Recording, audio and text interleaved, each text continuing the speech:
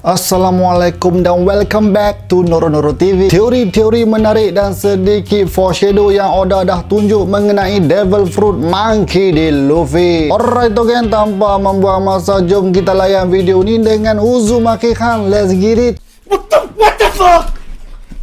Guys! Ish! 目に物見せてやる。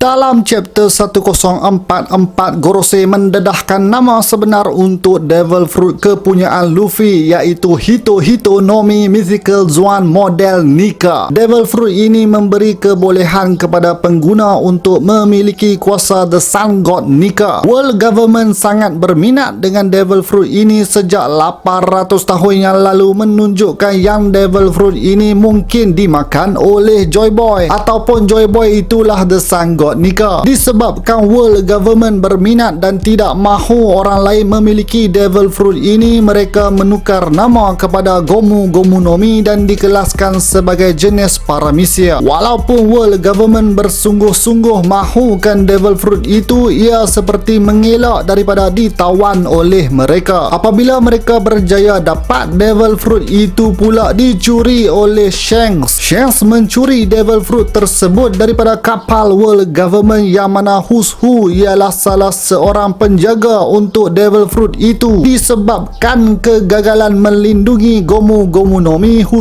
dipenjarakan. Semasa di dalam penjara, Who mempelajari kisah The Sun God Nika daripada penjaga penjara. Kemudian Who perasan penjaga tersebut dah hilang, membuatkan Who terfikir cerita legenda mengenai The Sun God Nika tidak boleh dikongsi. Ternyata The Sun God Nika ialah satu nama besar yang ditakuti oleh world government. Kenapa nak takut sedangkan Nika hanya membawa senyuman kepada orang ramai dan membebaskan hamba? Gorosei akhirnya dedahkan kebolehan Devil Fruit Nika yang memang wajar ditakuti. Pengguna mempunyai badan seperti getah yang hanya terbatas oleh imajinasi pengguna. Apabila awaken, kekuatan badan getah akan menambahkan lagi kebebasan kepada pengguna sehingga Luffy pun berkata dia mampu buat apa saja. Gorosei isytiharkan Devil Fruit Luffy ialah sesuatu yang paling tidak masuk akal di dalam dunia. Gorosei tidak mengatakan Devil Fruit Nika paling terkuat dari segi kuasa. Jadi ternyata Devil Fruit ini bergantung sepenuhnya kepada imajinasi pengguna. Jika kita lihat kembali sewaktu Ace berlatih dengan Luffy, Ace ada mengatakan Devil Fruit Luffy yang paling tak berguna di dalam dunia. Luffy banyak meningkatkan kebolehan berlawan dengan mempelajari persekitaran. Contohnya Soru yang digunakan oleh CP9, Luffy gunakan imajinasinya untuk menghasilkan gear second. Kemudian semasa berlatih di pulau yang dipenuhi haiwan buas, Luffy berjaya hasilkan gear fourth setelah berlawan dengan binatang berupa seperti King Kong. Cuma aku percaya Devil Fruit Sun God Nika bukan hanya berkuasa sebab kebolehan getah. Luffy boleh besarkan anggota badan dia seperti giant dan world government dah lama mencuba menghasilkan tentera giant. Mereka fikir jika mereka boleh mencipta ketenteraan giant, tiada siapa dapat menentang world government. Mungkin awakening Luffy dari segi Paramecia dapat besarkan benda termasuk orang lain. Contohnya Red Line, Long Ring, Long Land Island dan juga pokok-pokok dan binatang di pulau tersebut. Binatang dan tumbuh-tumbuhan di situ seperti dipanjangkan. Tonjit juga berkata binatang-binatang di pulau itu memanjang kerana mereka boleh hidup dengan bebas mentally dan physically. Ternyata ini boleh dikaitkan dengan The Sun God Nika yang juga sukakan kebebasan. Dalam arc ini juga Oda seperti dah bagi foreshadow mengenai The Sun God Nika di badan Luffy. Menurut Crocodile Crocoboy, awakening Zoan dapat memberikan ketahanan fizikal yang luar biasa termasuk kuasa untuk pulih semula. Disebabkan itu Luffy bangkit semula setelah dia mengaku yang dia telah dikalahkan oleh Kaido. Cuma aku juga rasa Nika memiliki kebolehan Logia seperti menghasilkan api. Mungkin nanti kita juga akan dapat lihat awakening Logia. Jika Luffy memiliki ketiga-tiga kebolehan, Blackbeard sudah pastinya akan memiliki Devil Fruit Zoan. Blackbeard kini sudah memiliki memiliki Devil Fruit Logia dan Paramecia. Oda juga dah memberi foreshadow untuk pertarungan di antara Luffy dengan Blackbeard. Contohnya semasa Blackbeard bertembung dengan Ace, Blackbeard menyebut Sun untuk merujuk kepada Ace, tapi siapa sangka Luffy kini merupakan The Sun God Nika. Kemudian Oda pernah berkata Luffy sebagai monyet dan Blackbeard pula ialah badak air. Dalam cover chapter 19 yang bertajuk Devil Fruit, Luffy berada di atas kotak yang mengatakan bahaya sambil melihat badak air. Muka badak air itu memiliki corak yang seakan-akan spiral pada Devil Fruit. So Luffy versus Blackbeard sudah pasti akan berlaku di masa depan. Kemudian yang menarik lagi mengenai Devil Fruit Nika, Oda dah bagi petanda di dalam cover page chapter 1028. Dan yang buat aku betul-betul berfikir panjang bagaimana Devil Fruit Nika amat menyerupai kebolehan Lunarian. Lunarian juga digelar Tuhan pada waktu dulu menurut apa yang dikatakan oleh Whitebeard. Lunarian juga memiliki daya ketahanan yang dahsyat sehingga mampu hidup di mana-mana saja, sama seperti apa yang Crocoboy cakap mengenai kekuatan fizikal pengguna Zoan. Lunarian boleh hasilkan api dan yang paling pelik serangan seperti badan bergetah. King lakukan serangan pelik yang mana aku rasa manusia normal tak mampu berbuat demikian. Hanya kebolehan seperti getah boleh hasilkan serangan macam tu. Mungkin disebabkan Lunarian memiliki banyak persamaan dengan kekuatan The Sun God Nika. World Government mengambil keputusan untuk membunuh seluruh bangsa Lunarian. Kita tak tahu banyak lagi benda-benda penting dalam One Piece dan Oda dah mula tunjuk sikit-sikit dekat kita. Nampaklah One Piece ni dah semakin di penghujung, sampai Devil Fruit sebenar Luffy pun kita dah tahu. Tapi pasal Devil Fruit, aku yakin kita akan dapat tahu lebih mendalam apabila Dr. Vegapunk muncul. Apa yang dimaksudkan Devil Fruit Zoan memiliki will tersendiri? Kemudian datangnya dari mana Devil Fruit? Dan juga dari mana datangnya kuasa-kuasa dalam Devil Fruit? Semuanya perlu dijelaskan sebelum One Piece tamat. Sampai sini saja video aku. Komen pendapat anda mengenai Devil Fruit Monkey di Luffy. Macam biasalah geng, jangan lupa untuk like, share dan terima kasih kepada yang dah menjadi nakama. Kepada yang belum subscribe, come on man, join the family, subscribe. Jumpa lagi di episod seterusnya Noro Noro TV.